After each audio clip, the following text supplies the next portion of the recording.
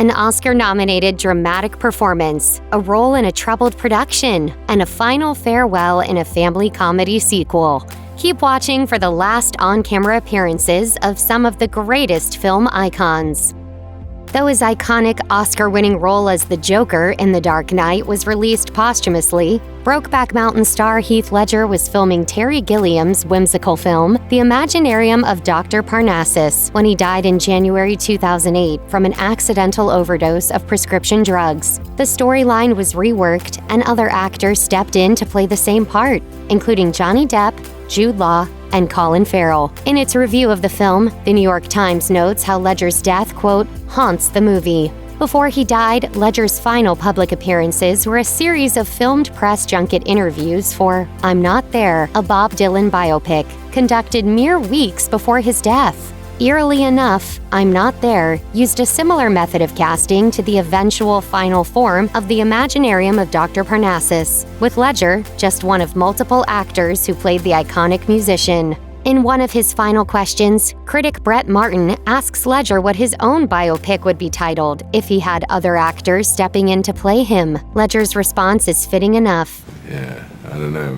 Maybe I wish I'd done that. Chadwick Boseman rose to fame portraying iconic baseball player Jackie Robinson in 42. He would go on to use those talents as he played other heroes of African American history, including James Brown in Get On Up and Thurgood Marshall in Marshall. However, it was his role as a fictional hero that would bring Boseman his greatest fame, T'Challa, the Black Panther, in the Marvel Cinematic Universe. This is your last chance. Throw down your weapons, and we can handle this another way. Fans were shocked when Boseman died in 2020, his death making public a cancer diagnosis that the actor had hidden from nearly everyone. Shortly before he died, Boseman had posted a social media video promoting Operation 42, a charity inspired by Jackie Robinson to raise funds for personal protective equipment at hospitals servicing African American communities. The video, in which Boseman appeared thinner than his muscular Marvel figure, prompted concerns from fans about his health, questions that were answered when he ultimately passed away. Boseman's final role on camera was in Ma Rainey's Black Bottom, released months after his death, a part for which he was nominated for a posthumous Oscar. At the ceremony, his co-star Viola Davis told E! News, "He was authenticity on steroids. This person, this human being, this artist did not mistake his presence for the event. A hero until the end." My Own Private Idaho star River Phoenix was only 23 years old when he died after collapsing outside iconic Los Angeles nightclub, the Viper Room, reportedly after unknowingly being given a speedball to drink by a friend. His brother, actor Joaquin Phoenix, was the one who called 911 for help. Phoenix was filming a Western called Dark Blood at the time of his death. Years later, footage from the unfinished film found its way online as part of a crowdfunding campaign from director George Schleiser to raise the money necessary to finish the movie. The footage shows Phoenix as a handsome drifter of sorts, romancing a character played by Judy Davis, while avoiding the ferocious attention of Jonathan Pryce. I want to hold it steady. I said, don't you move. The director explained that the insurance company had wanted to destroy the footage, as the half-done film would not be able to be released, but he had personally retrieved it and saved it. After the crowdfunding campaign, various versions of the film have screened in incomplete form, including at the Berlinale Film Festival. Carrie Fisher lived quite the life. The daughter of Hollywood royalty Debbie Reynolds and Eddie Fisher, she shot to superstardom in her own right when she played Princess Leia in the original Star Wars trilogy. You know, sometimes I amaze even myself. That doesn't sound too hard. Fisher continued to work throughout her life, both in front of and behind the camera, acting in films like The Blues Brothers and helping to write screenplays for movies such as the semi-autobiographical Postcards from the Edge. In the 2010s, Fisher enjoyed a bit of a career revival as the Star Wars sequel trilogy hit theaters. She reprised her role as Leia, now a general, in both The Force Awakens and The Last Jedi. Unfortunately, before the release of the latter film, Fisher died from a heart attack suffered while on a plane. She had shared photos of herself on social media days earlier, posing with her dog Carrie Fisher alongside Catastrophe co-star Sharon Horgan. Her last filmed role was in the UK sitcom Catastrophe. Fisher would later appear in 2019's The Rise of Skywalker, the final film in the Star Wars sequel trilogy, but her performance was crafted through a combination of archive footage and CGI. The Catastrophe episode aired months after her death. Fisher's mother, Debbie Reynolds, died one day after her daughter. Whitney Houston is a music legend known around the world as The Voice for her heavenly vocals and infectious pop songs. But it shouldn't be forgotten that she was a film icon as well, having starred in classics like The Bodyguard and Waiting to Exhale, not to mention her incredibly fun performance in the 1997 adaptation of Cinderella. Who are you? I'm your fairy godmother, honey. You? You got a problem with that? Houston died on Grammy weekend in 2012 due to accidental drowning. The final video of the star shows her joining fellow singer Kelly Price on stage to perform Jesus Loves Me just 2 days before her death. After the song ends, she stands on stage for a moment, beaming out over the crowd, basking in the love of her fans, and then is led off screen. Her final film role was in Sparkle, opposite Jordan Sparks, which was released several months after she died. Houston played Sparks' mother in a remake of the classic 70s film, and she told blackfilm.com that she had a hand in updating the story so that the main character sang gospel music. She also told the site that she did not feel the role, her first in 15 years, was a comeback. She said, "I think of it as a gift God gave me to contribute to a cast of people who are working as hard, if not harder, than I." Alan Rickman rocketed to fame when he was cast as Hans Gruber, the villainous German who holds Nakatomi Plaza hostage in Die Hard. He followed it up with roles in films as varied as Galaxy Quest and Robin Hood, Prince of Thieves. And perhaps most iconically, he played the sinister potions professor, Severus Snape, in the Harry Potter films. Rickman died in 2016 from cancer. His final live-action performance was for war drama Eye in the Sky, a film about the ethics of drone warfare. A few months before he died, what would be Rickman's final on-camera interview took place on The Tonight Show with Jimmy Fallon. Rickman and Fallon memorably inhaled helium from balloons together, playing on the fact that one of Rickman's most recognizable qualities was his deep, resonant voice. This is very difficult, but it's Harry Potter. Brittany Murphy won fans in the 90s thanks to her spunky role as Ty in Clueless. Roles in films like 8 Mile and Girl Interrupted followed. She unfortunately passed away unexpectedly in 2009 from pneumonia, though questions have persisted about the role that prescription drugs and possibly mold may have played in her untimely passing. Though her final on-screen performance was in a thriller called Something Wicked, which was released years after her death, Murphy's last time on camera was just a few weeks before she died. She attended an event at a clothing store pop-up in Hollywood and spoke with Access Hollywood, giving an interview that seemed charming at the time, but now comes across as haunting.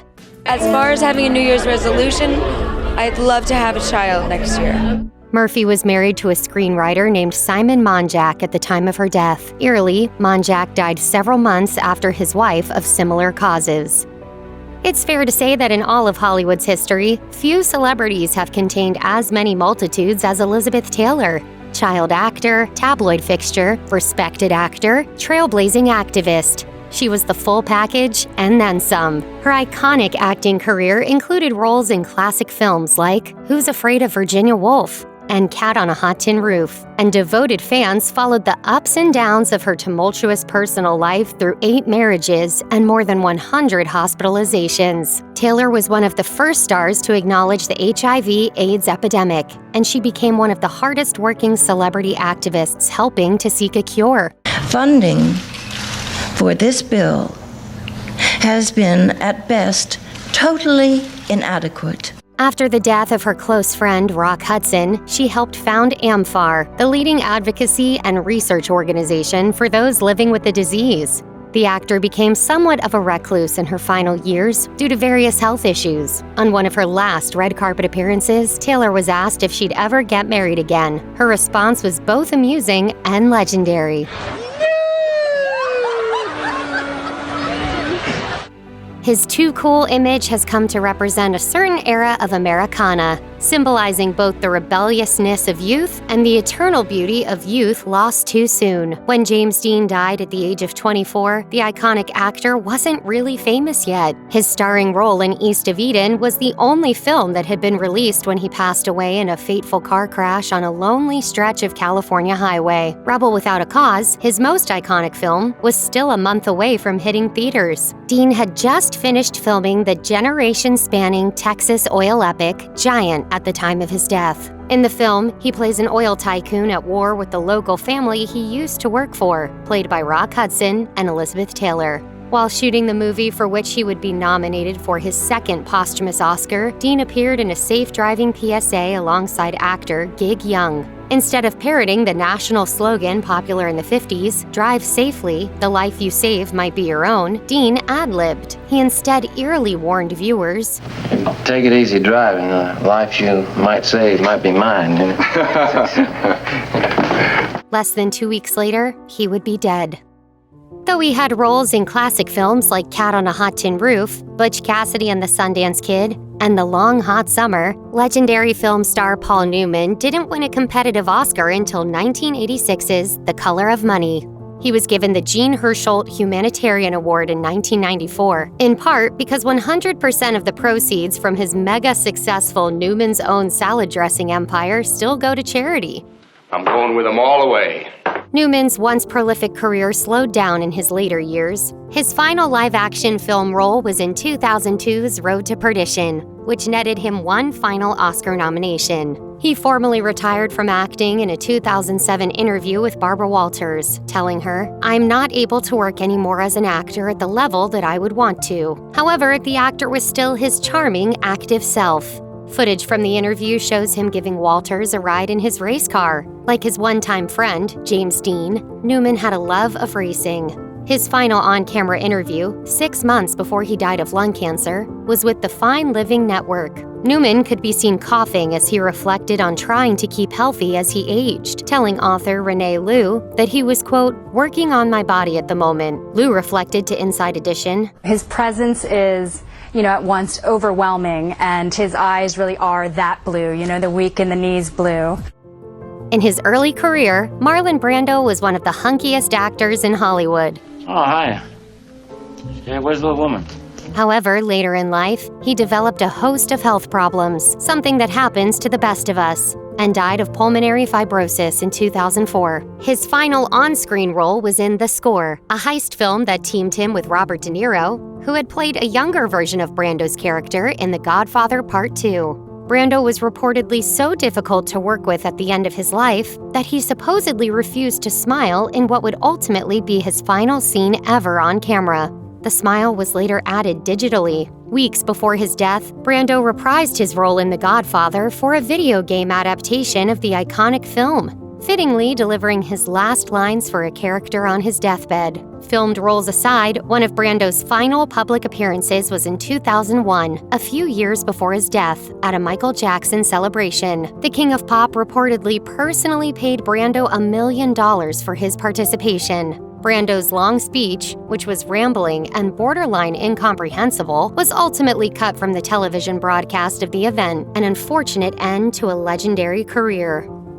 No actor in Hollywood history exemplifies both the glamour of Tinseltown and its dark underbelly quite like Marilyn Monroe. The blonde bombshell led classic films like Some Like It Hot and Gentlemen Prefer Blondes, and a certain subway grate and white dress set photograph from The 7-Year Itch is one of the most iconic images in all of cinema. Monroe had a dark side, including a difficult upbringing, an addiction to pills, and a famously troubled love life. Monroe's last completed film was The Misfits, one of her signature roles. "I think you're the saddest girl I ever met." The first man never said that. I'm usually told how happy I am. Behind-the-scenes photos from the set show an actor coping with her addictions and her depression. According to The Independent, Monroe struggled during the filming of 1962's Something's Got to Give. A documentary about the troubled set claimed Monroe would drift through her scenes in a depressed and drug-induced haze. She was ultimately fired from the film. in part because director George Cukor was angry about her now infamous performance of Happy Birthday, Mr. President for then-President John F. Kennedy. She would be dead within 3 months. However, Something's Got to Give wasn't Monroe's final time on camera. She was captured on a fan's home video mere weeks before her death during a beach photo shoot with photographer George Barris, posing for some of the most intimate photos of her life. Film legend Robin Williams, star of Mrs. Doubtfire, Jumanji, and too many other classics to name, died by suicide in 2014. The actor was diagnosed with Parkinson's disease shortly before his death, and after he died, it was revealed that he had Lewy body dementia. His wife Susan wrote about her husband after his death. Robin is and will always be a larger-than-life spirit who is inside the body of a normal man with a human brain. He just happened to be that 1 in 6 who is affected by brain disease. The funny man's final time seen on film was in Night at the Museum, Secret of the Tomb, as Teddy Roosevelt. The 2020 documentary, Robin's Wish, chronicles the actor's last days, including behind-the-scenes footage of his work on Night at the Museum. That film's director, Sean Levy, reveals, "The last movie was clear to all of us on that set that something was going on with Robin."